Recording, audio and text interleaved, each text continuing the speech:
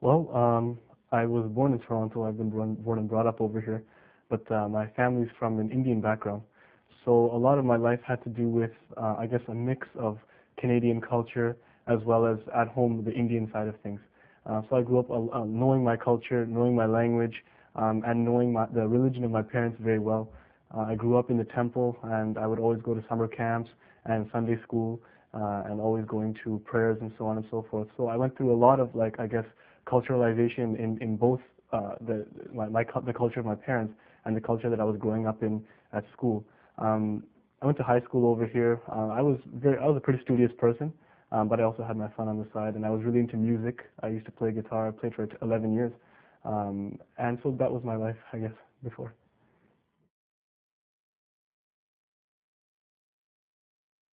When I look back about how I came to Islam, it was really different from a lot of other people's because I didn't think that I had any kind of a problem or an emotional component that was leading me towards the truth.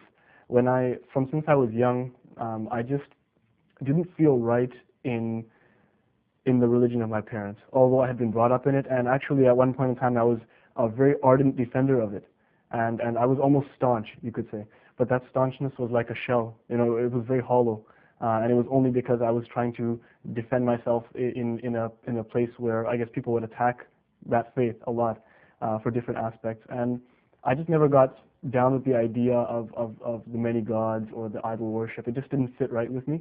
As well, there were like numerous different explanations which weren't sitting well in terms of science, and I wasn't satisfied that the truth was there. Although there were many good teachings, and I have to clarify that values and beliefs I found were in every religion. And after I left the religion of my parents when I was just starting into my teenage years, I came across the Bible and Christianity, and I read the Bible, and it was beautiful because I came across this idea of one God. In the Old Testament, I came across this idea of one God, and that just like it held me. And the way that this God was so benevolent, and at the same time, it was like the might of God that really really attracted me towards this, and the concept of prophets, the concept of prophethood, where the men who give you the message are not divine in themselves, and this is the Old Testament that I'm talking about, and that really really attracted me towards that, and my search kept on going from there.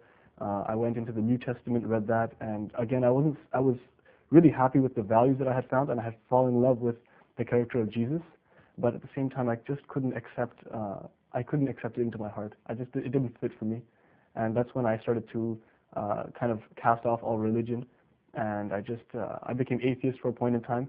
But after a while, I couldn't force atheism upon myself because I knew in my heart, and just from the logic around me, that this whole creation was created by some awesome being, and that's what led me to go to any spiritual buzz I could find, whether it's a Buddhist circle or a Catholic church or a Sikh temple, or even sometimes a Hindu prayer with my parents.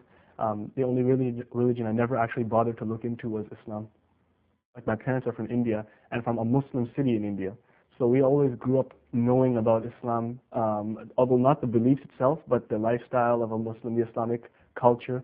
And the thing is, we always had a lot of misconceptions that were going around.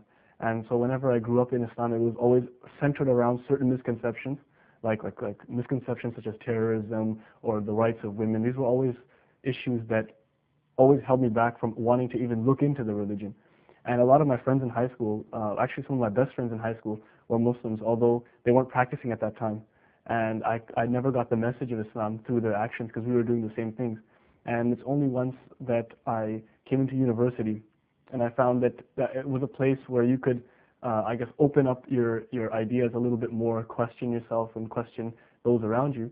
I actually came across a book about science in the Quran, and I was doing a BSc at the time, and that stopped me cold in my tracks. And I decided to take a really critical look at what this religion was trying to say. In terms of a defining moment, I can definitely say that the minute I came across a scientific fact in the Quran, like my thinking style is very rational. I like to think based on fact rather than emotion, because I've done a lot of emotional religious activity in different groups, and I knew that the truth wasn't only an emotional component, it was a logical, rational component. And I needed to find a truth that was consistent and rational all the way through.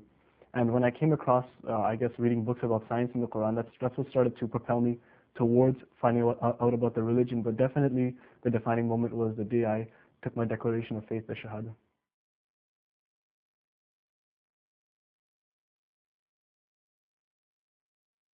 Well, after I became Muslim, of course, I told my parents very shortly after, and everyone around me, and they started to pick up on it a little bit because I started growing my beard and stuff like that. Um, they have those same misconceptions that I had, and I don't blame them at all. Actually, it's an ignorance, and it's an innocent ignorance, where they had those misconceptions, and nobody had explained to them or reached out to them as to what the truth of Islam and the beauty of Islam really was.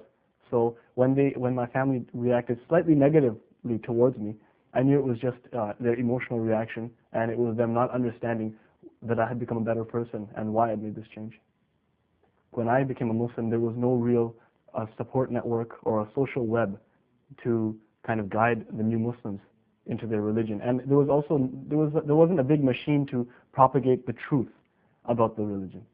And this is where I think my personal contribution can come, where I'm also trying to learn about the religion every day. And while I do that, I would like also to teach others and make the transition as easy as possible, as well to let people understand that when they become Muslims, they don't lose their identity.